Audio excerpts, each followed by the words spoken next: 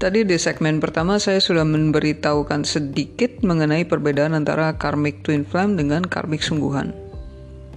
Iya, twin flame bisa karmic. Karena ya kita sebagai manusia punya ego, dan kalau kita mau berkembang kita harus belajar, kita harus berani terjun ke dalam suatu permasalahan agar kita tahu cara dealing dengan permasalahan itu sehingga kita bisa keluar dengan situasi yang lebih kuat lagi. Itu sebabnya kadang-kadang kita bisa jadi toksik bagi orang lain walaupun itu terhadap twin flame kita sendiri, ya. Jadi seperti yang sudah saya bilang tadi, perbedaan utamanya adalah twin flame Anda, sekalipun situasinya karmik, masih mencintai Anda. Tapi karmik Anda, sekalipun situasinya biasa saja, tidak mencintai Anda. Nah, lalu maksudnya bagaimana ini? Kenapa karmik saya tidak mencintai saya? Loh, bukan misalnya ada situasi di mana saya menikah dengan karmik saya dan dia mencintai saya kok. Dia bilang saya cantik, dia bilang saya menawan, dia bilang saya ini. Tapi begini, kita ngomongin karmik dulu ya. Jadi kalau ini karmik ini tidak mencintai Anda, tapi karmik ini mencintai pantulan dirinya sendiri yang tercermin dari Anda. Nah, perhatikan saya saya menggunakan kata cermin ya. Jadi Anda seperti memantulkan dirinya sendiri. Jadi karmik Anda mungkin akan melihat Anda dan berkata, kamu seperti aku di wujud yang lain. Iya, memang benar. Dan kalau kita perhatikan, semua orang di sekitar kita itu memantulkan bagian dari diri kita. Jadi ya, cermin ini nggak melulu eksklusif milik twin flame. Bisa saja karmik kita punya selera makan yang sama, selera pakaian yang sama, punya banyak kemiripan, banyak checklist twin flame di situ, seperti dari beda ras, beda agama, beda benua. Tapi cara kita mengetahui ini karmik atau twin flame adalah bagaimana dia melihat Anda. Untuk itu saya akan jelaskan melalui interaksi antara fans dan selebriti. Dan menurut saya ini situasi yang paling baik untuk mengisahkan bagaimana hubungan karmik ini terjadi. Jadi kalau kamu tahu BTS ya, Kim Namjoon kalau nggak salah dulu berapa tahun lalu, kemarin belum lama ini sih, masih COVID juga, dia ngomong di Twitter. Dia mengungkapkan selamat hari apa gitu yang berhubungan dengan perang antara, kalau nggak salah, Korea dengan Cina, situasi seperti itu ya. Tentu saja dia kan orang Korea, jadi dia mengucapkan komentar politiknya ini berpihak kepada Korea dong, karena dia orang Korea. Tapi fansnya yang di Cina ini nggak terima. Mereka sakit hati sendiri oleh ucapannya Kim Namjoon, padahal dia warga negara Korea, bukan warga negara Cina. Tapi mereka sakit hati karena Kim Namjoon tidak berpihak pada China. Ini kan konyol gitu loh. Jadi kayak dia mengungkapkan itu sebagai dirinya pribadi, tapi orang lain melihat dia sebagai selebritis gitu. Sampai ada yang bilang, kamu kan penyanyi, udah kamu diam aja, nggak usah ngurusin politik, seperti itu. Sampai ada yang kayak gitu. Jadi intinya apa? Intinya saya mau cerita ini adalah ketika seseorang jadi selebritis, privasinya itu sudah jadi milik publik. Ini jadi dia nggak bisa mengungkapkan siapa dirinya yang sebenarnya. Dia nggak bisa autentik dengan dirinya. Ya mungkin kita bisa bilang, oh mereka sangat autentik. Nggak juga. Emang kamu tahu orientasi seksual mereka? Emang kamu tahu kehidupan pribadi mereka? Emang kamu tahu keluarga besarnya mereka kayak apa? Enggak kan? Ada hal-hal pribadi yang mereka sengaja tutupi, tidak ekspos ke publik. Karena kalau ini diekspos, jati diri mereka yang sesungguhnya ini diekspos. Opini publik bisa bermacam-macam. Ada yang pro, ada yang kontra, ada yang hoki kalau malah tambah fans. Tapi ada risiko di mana dia akan kehilangan fans sehingga kehilangan ketenarannya. Nah, ini sebabnya para selebritis itu begitu mereka sudah terkenal, opini mereka udah matters bagi orang-orang kebanyakan. Mereka sudah nggak bisa bebas lagi untuk menjadi diri sendiri apa adanya. Mereka mau punya keputusan sendiri bakal dihakimi oleh orang lain yang tentu saja punya beragam moral gitu. Dan dunia ini kan sangat luas. Budaya di dunia ini ada ribuan. Di kebudayaan satu, nunjukin jari tengah adalah salam yang biasa-biasa saja.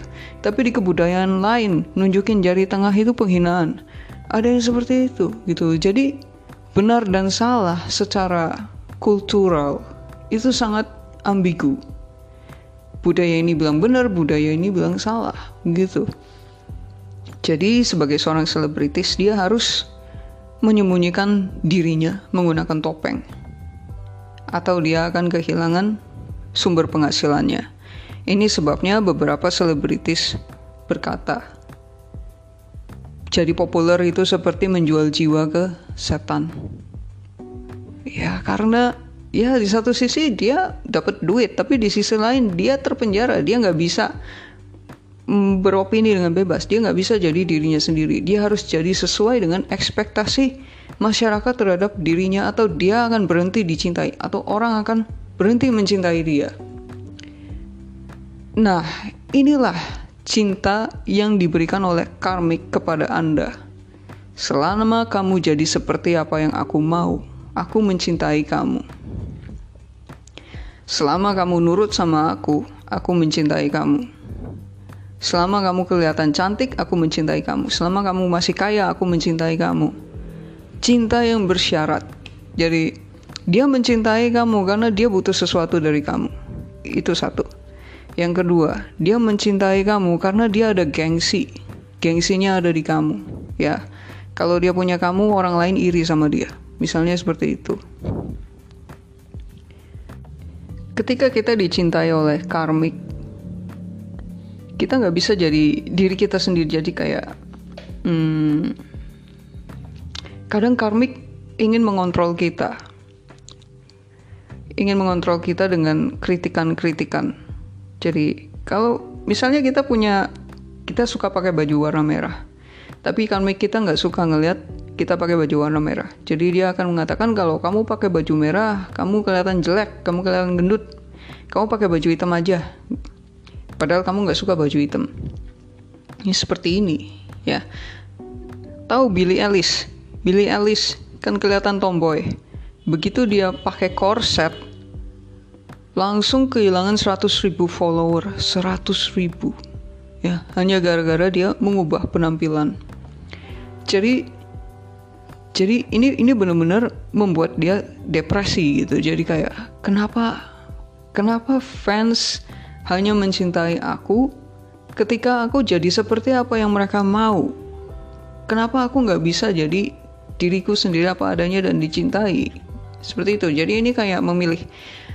Kalau aku memilih diriku sendiri, aku kehilangan dia. Kalau aku memilih dia, aku kehilangan diriku sendiri. Nah, seperti inilah situasi karmik. Ini adalah situasi di mana Anda tidak dipandang apa adanya. Ini adalah situasi di mana Anda dituntut untuk menjadi cermin bagi karmik Anda. Ini adalah mirroring karmik. Ini sebabnya karmik itu bilang, kamu seperti aku versi jenis kelamin lain. Seperti itu. Padahal ya begini loh. Di salah satu V-Live-nya ya, ada fans yang bilang ke Park Jimin, kamu sangat bersinar. Seperti itu. Aku suka cahayamu, atau sesuatu ya. Ada fans ngomong soal cahayanya Jimin. Tapi kemudian Park Jimin menjawab, oh enggak, itu bukan cahayaku. Aku hanya memantulkan cahaya kamu. Ya. Beberapa orang menganggap ini sebagai suatu bentuk humbleness, tapi ya Dia memang humble, tapi ketika dia mengatakan itu, saya jadi menyadari bahwa ternyata kalau saya jadi selebriti dan saya tidak bisa mengungkapkan siapa diri saya apa adanya, bagaimana orang lain bisa memahami saya apa adanya? Kemudian kita melihat dari fan art, gambar-gambar ilustrasi buatan fans mengenai idola mereka, fan fiksi yang dibuat oleh fans mengenai idola mereka. Kalau kita baca itu ya, itu bukan si selebritis lagi, bukan mereka lagi. Itu seperti kayak diri si seniman dalam bentuk si idola gitu loh. Terutama di fan fiction. Ya, saya pernah lihat ya ada fan fiction di mana itu selebritis bertingkah laku seperti anak perempuan umur 15 tahun. Padahal mereka kan udah bapak-bapak umur 28 tahun gitu loh. Jadi kayak masih berantem hanya gara-gara makanan seperti itu loh. Kayak berantem imut, berantem cute gitu. Nah, ini bukan untuk menghina fan fiction ya, tapi untuk menunjukkan bahwa memang apa yang kita lihat dari selebritis itu, kelebihan-kelebihan yang kita lihat dari selebritis itu sebenarnya adalah pantulan dari kita sendiri. Itu bukan dia yang sesungguhnya. Jadi ketika kita melihat selebritis ini pintar, selebritis ini baik, selebritis ini jago, sebenarnya yang kita lihat adalah diri kita sendiri yang ditunjukkan oleh dia, bukan dirinya apa adanya. Ya karena kita nggak kenal siapa dia kan, kita nggak kenal dia secara personal. Jadi bukan dia yang kita lihat, tapi diri kita sendiri yang terpantul dari si selebritis itu. Nah, inilah yang dilihat kekasih karmik Anda dari Anda. Ada ekspektasi terhadap Anda yang harus Anda penuhi untuk mempertahankan cintanya. Jadi ketika Anda sudah tidak lagi memenuhi ekspektasi tersebut, dia akan berhenti mencintai Anda. Dia akan pergi. Dan ketika dia pergi, Anda bingung, Anda sakit hati. Kenapa saya ditinggalkan? Saya hanya ingin jadi diri sendiri. Kenapa kamu gak bisa mencintai saya apa adanya? Ya seperti inilah namanya cinta karmik. Ya, saya tahu contoh yang saya berikan di sini mungkin agak spesifik, tapi semoga ini bisa relevan bagi mayoritas Anda semua yang sedang berada dalam situasi karmik atau berusaha untuk memahami situasi karmik itu seperti apa.